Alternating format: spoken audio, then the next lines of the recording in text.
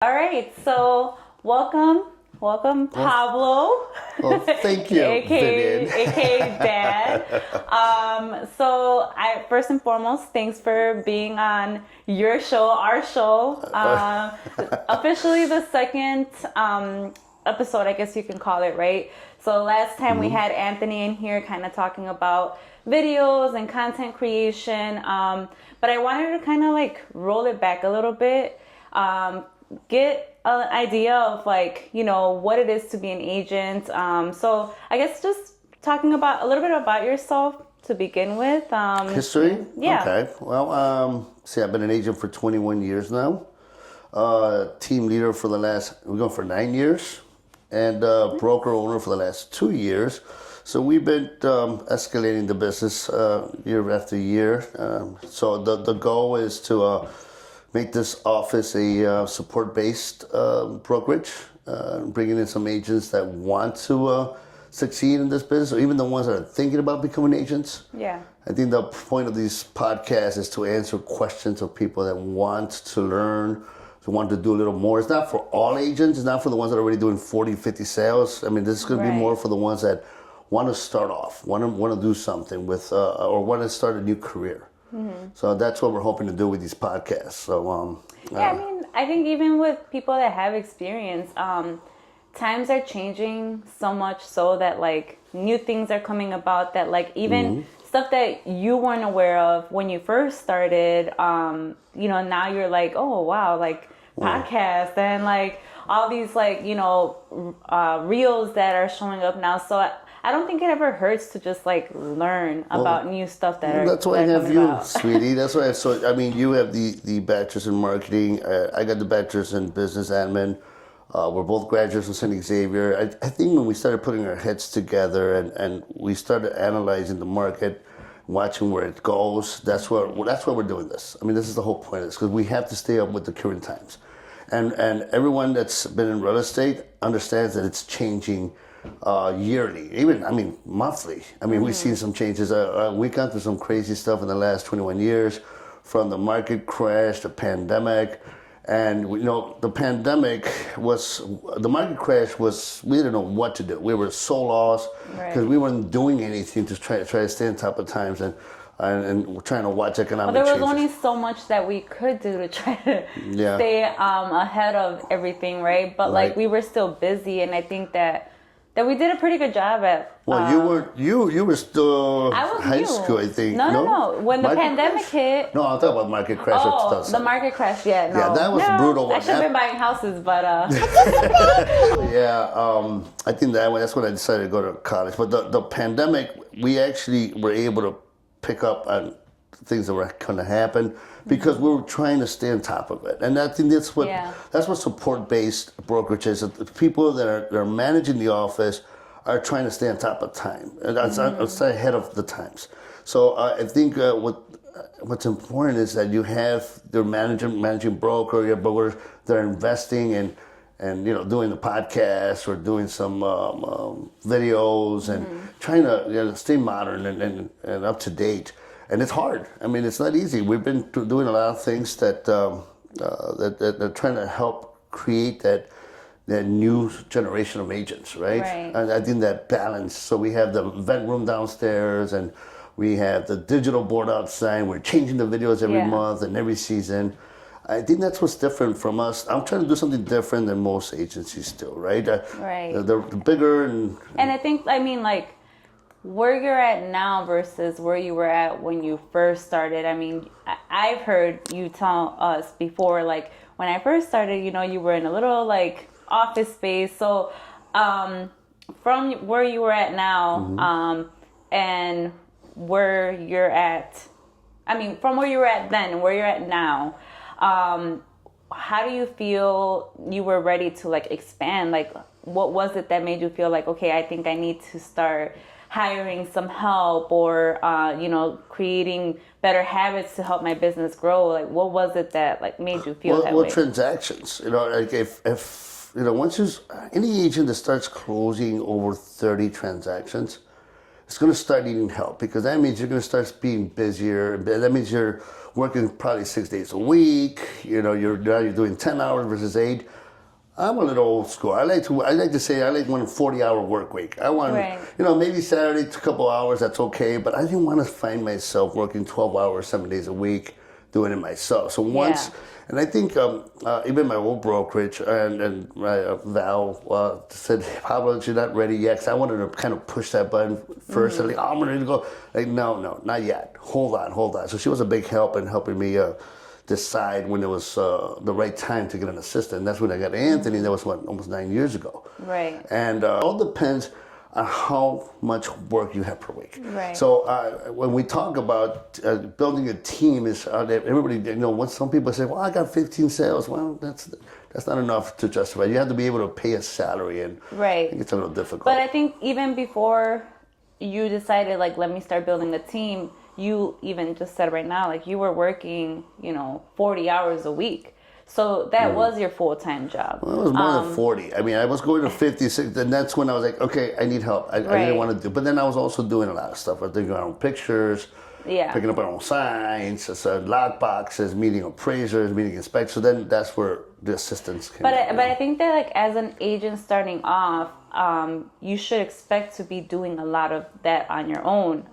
Until you start making enough to say, okay, I can hire help, and now I can pay for these out-of-pocket expenses. Because as an agent that is starting off, you're putting in more than 40 hours a week. I mean, considering that a lot of agents that I've talked to, or people that are looking to become agents, are coming in with a full-time job, or so like, they don't really know that this new job or side hustle is going to require them to actually put an additional 40 hours on top of whatever it is that they're doing. Correct. So for the people that's the case for them, like, what is it that you advise for them? Well, that's what we want to do. We want to make sure that they're aware of what they're getting into. So we got a couple of new agents and that have a full-time job, and like, hey, you want to make this a full career, or a new career, and here's where you have to start.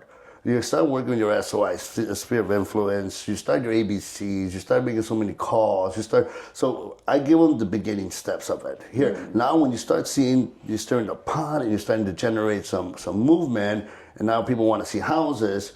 You have to be ready to be able to adjust and move and be able to show the houses or list the homes. And so we're here to help them get that pace going. So if they come in and say, well, I got a full-time job, I don't plan to let it go, and I want to do this part-time, well, I mean, that's going to be real tough. I just don't think it's even possible to have a full-time job and be a full-time agent at the same time, because it's really tough. Right. I mean, because we have seen people do that, and personally, I've been working, or I've had transactions where the other side, their agent is a part-time agent, and you can just notice the difference in the type of service, I guess, because, like, I'll reach out to them during the day to try to get something worked out, and, like, they won't answer my calls or they won't answer my texts, and I have to explain to my client, like, it's not me that is the reason why we're not getting a response. It's because this other agent. So it's possible up to a certain extent. Right. All right. So if this full-time employee is doing part-time real estate and they get good at it, then the time management becomes a problem. And when it becomes a problem, you cannot attend to your own inspection, or you can't attend to the emails, or then you start losing more than you start winning. And because you need that time to address your client's needs. Yeah. And without that, it becomes, and then the problem starts going to every party. It's a domino effect. Yeah, and if we're being real, I mean, a lot of us wear many hats throughout the day, whether you're a parent or you go home and you cook. So it's so many things that play a role. And I guess when you're trying to take this on as a part-time job, people don't come in realizing, like, what it actually takes. Well, that's why the support-based brokerage is important. And so you have EXP, you have Real, they're like, hey, we're going to give you a deal. It's only so much per transaction. That's great. For agents that have been doing this a long time and they're doing it full-time, and they want to lower their overhead, that's what they want to do. They don't need a brick and mortar. They don't need support. That's great. But if you're a new agent, you're already thinking about cutting overhead because you don't want to pay, because you want to do this part-time, but you have no one teaching you what to do. Good luck with that. I don't think that combination works. I think as a new agent, someone looking to get into this, wants training, needs training, right? I wouldn't even, if an agent came to this office and they were new, they wouldn't be able to operate or go out there and become an agent without going through the training. They need to know the forms, they need to know the proper procedures, they need to know the laws. And that's not training school. That's, you got to train on the floor. Yeah. So I have like 3 months of training program. So we open on Wednesday, Thursday, Friday, Wednesday with me, Thursday with you, Friday with Sandra, and then we all teach you teach marketing, I teach the steps of what to be doing. Yeah. Sandra does the forms, and there's a reason for that, right? Because we have to make sure that everyone's trained because it's liability for a brokerage. Yeah, and not just that, I feel like if I'm helping someone make the biggest investment of their life, I have that pressure on me to make sure I'm giving them the right information too, because I don't want to be that agent that misinformed anyone. And now it's like a bad transaction. They're going to go and tell people like, oh, don't reach out to her because, you know, of this bad experience. Yeah, as a new agent, I would want to make sure that like, I'm well, that's what 2025 right. is going to be. I think you and I had talked about it. 2025 is going to be the year of social media. It's going to be podcasts. It's going to be reviews. It's going to be who you are. Because now when I shop and you shop, we look at what?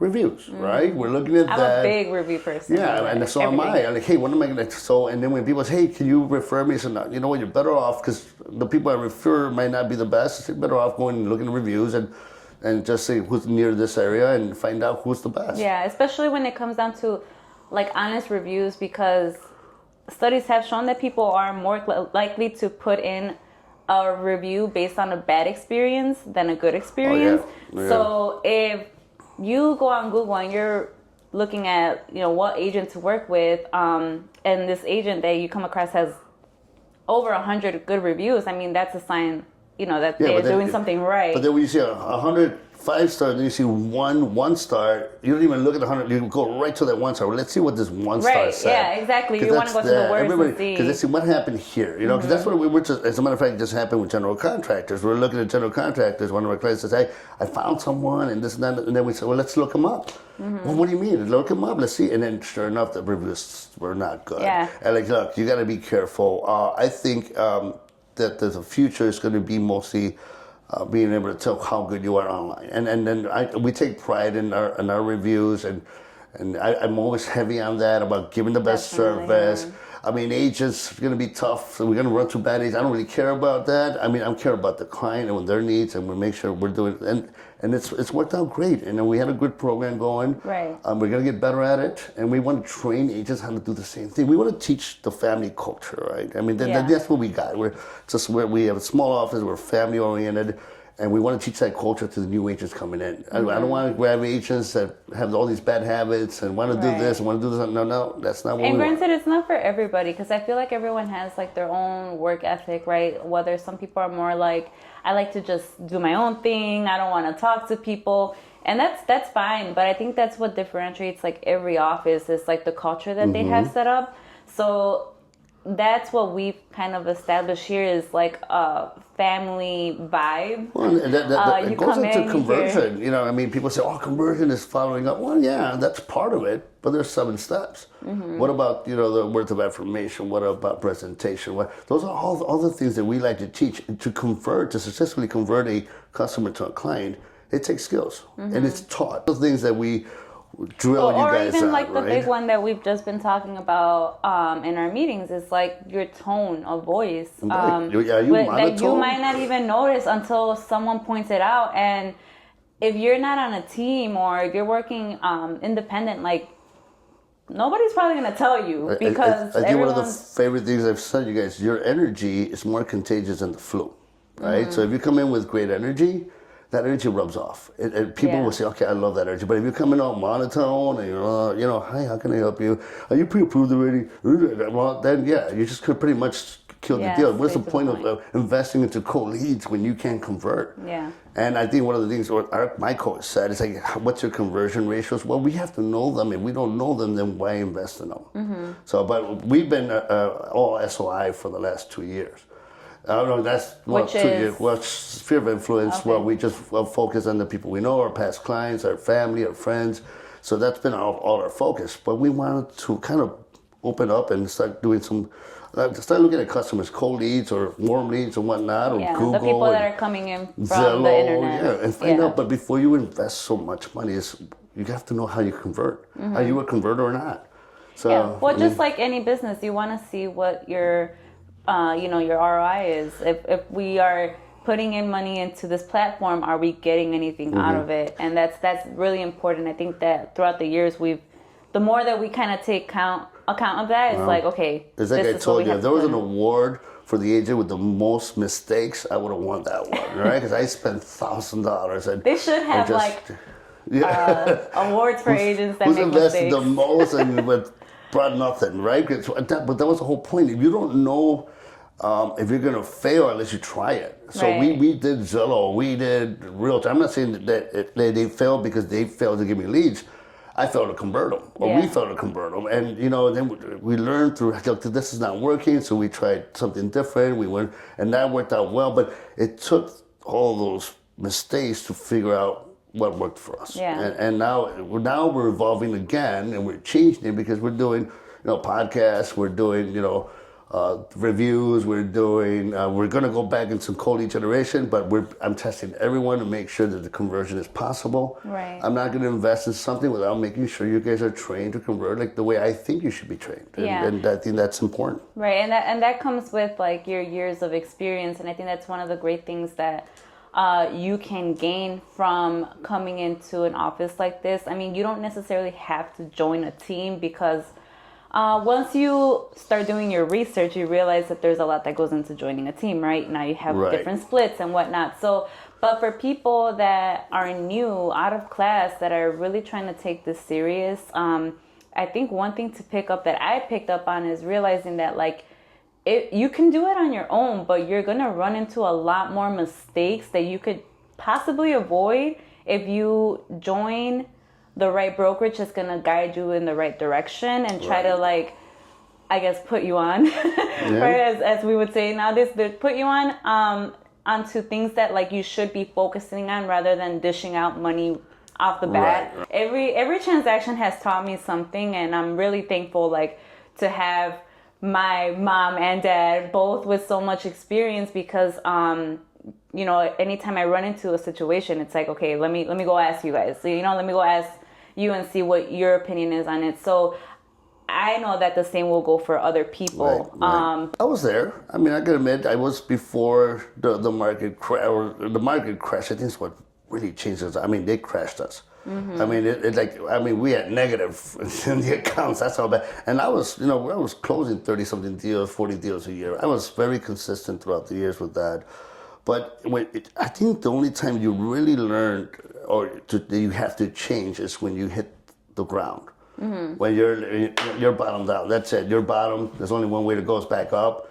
You got to dust yourself off and get up. Well, that's what we had to do when the crash. But then it's like, I had to do something different. And, so I did my thing. So a lot of people think, hey, if what you're doing is not working and you need a change, you're seeing everybody else doing different things, but you don't know where to start. Mm-hmm. Well, that's what we want to be. We're like, hey, we could help guide you. We could help show you. Because I've told you before, I could sit in a class with 30 agents and tell them exactly everything I do. And only maybe 3 of them would take 10% of what I said and put it to work and make it actually work. Right. Everybody's going to walk out with that energy and want to, I'm going to do this, I'm going to do this. And 3 or 4 days later, they're, what did he say? I mean, we're guilty of it too. Yeah. Right? Because we'll sit in on webinars and we'll go to conferences and we'll write all these things down. And then we come back and we're like, but the difference there is, when you have a conference or a summit, it's a 3-day, that's it, it's over. Here in this office, we got it weekly. Right. And we're not stopping until you get it. I engrave that in your head. And you make it part of your routine, because that's the whole point. We want a routine for the agents. Mm-hmm. You got to know that the Wednesday, Thursday, Fridays, you're coming in, you're training, and I'm going to find out, hey, let me see what you did. Mm-hmm. I will give you some things to do, and if you're not doing it, then I'm going to say, hey, you got to do this part. Now we have accountability. And I learned that from I being coached. I was with the Core, and I mean, they're great. They were amazing. I'm doing Tom Ferry now because the difference between the Core and Tom Ferry's training is, the Core was SOI, mm-hmm. Tom Ferry's cold lead, conversion, measurement. So, I want to be hybrid. I want to be able to do both, So, I mean, we're so good at, I think this year we had the 97 closing. Of the 97, 90 of them were all past clients, curing clients, family, friends. That's great. So that worked. That training worked. Now I want to say, hey, can we add another 50 or 60 on co-lead? Right. And how do we do that? Well, I think it's training. You gotta learn to bring that energy. You gotta learn how to convert. And there's, to me, there's a couple of factors that you have to be able to do that to be able to make that happen. And we don't even have that yet. That's why I'm not investing in that yet until we are ready. Because at the end of the day, it's a lot of money we're throwing into this, and we want to see a return. Right? Yeah. So. No, but like I said, that's one thing that we've learned throughout this. You know, that you are able to teach others that are coming in here. I mean, whether they are new or not, if they're motivated to really start producing or changing old habits and creating better ones, holding them accountable to their word, because from when we first started here to now, I think we've grown a lot in learning about our own habits and what we need to do to start changing. So we're able to teach that to the other people that are coming in too. That's why I said this is not for all agents, right? I'm looking at the ones that want to start, the ones that are 0 to 12, 12 to 24 sales. Because, I mean, if you're doing 40, 50, you might not need this training. You might already know everything, right? I mean, that's what everybody thinks when they're doing that much. And that's great. That's on there. Or they might need something different. But we are still in the beginning, an infancy on our structure, right? Even though I've been in age 21 years, you know, I still have, every year it's just changing and evolving and it's moving quickly. Right. So with 2 years as a brokerage, can I train people? Yeah, but we have to start getting good at what we do. Right. I mean, I'm glad. I think we did well. I mean, we've had some great awards and we had some great accomplishments, but we're in the beginning. Right. We still got a lot to go, and I want to get to 300 sales a year and be able to do something different and be able to sit down and train and help other people have teams to do the same thing. Yeah. I'm not scared to teach anybody what we know because to each his own. Everybody's going to have their own little glitch, or their own little niche, and they're going to take what we learned or we taught them and then do it for them, what works for them. Right. And I think that's what we're looking forward to. And that's one of the biggest things too that I think you've taught us as a team is like being present in the office, you know, putting in the work while you're in the office, not like I'm going to just stay at home and, you know, answer emails and do what I have to do at home, because office culture it will affect your productivity a lot more than you think. And so when you're coming into the office and surrounding yourself with people and you see like they're putting in the work, they're producing,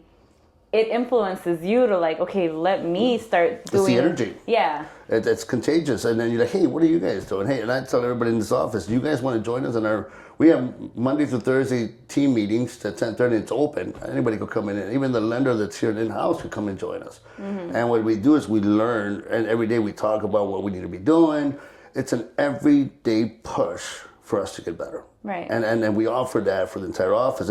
I think the best thing for us to do is let's show what we have, and then for them to decide if that we're the right office. Because again, we are the support-based office, and there's a lot of different programs we have available, and we have the training. And it's only growing from there. I think that as time goes on, I feel like we're thinking about things that we could continue to add to help, you know, not just ourselves grow, but like our agents that we're bringing on, we can add value to them being here. So I feel that it's only getting better from here. Of course. I think we have big plans for 2025. The digital billboard, we're hoping to put that up. We're expanding the parking for another 10 parking spaces.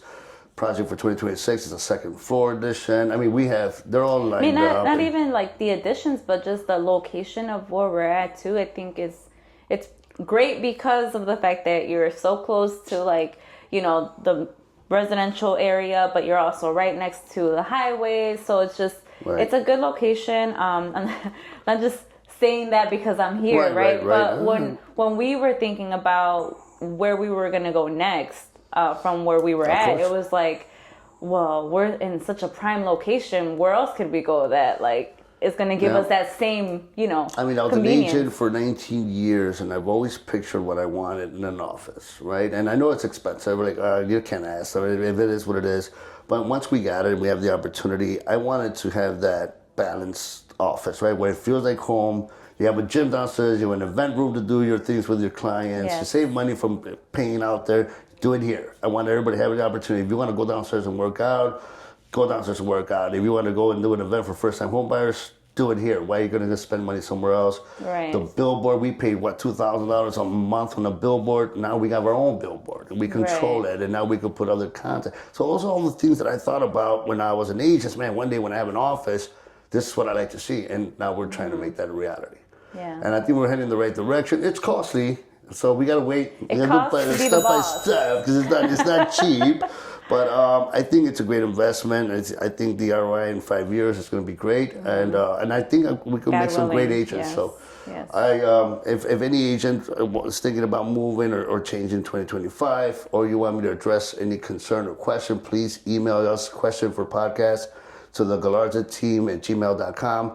We'll look them over and we'll start addressing them week by week. And we're hoping that we could make this a very educational experience for everyone. That's, of course, the agents that need it. And we look forward to doing some more things. Agents that need it and agents that want to just tune into maybe something that they're not doing. Because like we said, you might be an agent with 10 years of experience, but there's stuff that you're not doing that new agents are doing. You want to learn and pick up on those things. I mean, it's never too late. I'm a firm believer in that. If you have like the willingness to learn and you are present every single day you show up, I don't think that there's anything to stop you from. Well, I have the willingness to share because I believe that I'm not going to make competitors. I think whatever we teach, everybody will go ahead and sculpture it to their own need. So I love sharing my information. I have no problem telling people what we do, how we do it. So just shoot us the questions. We'll go from there. I mean, that's the reason why we chose New Beginnings, right?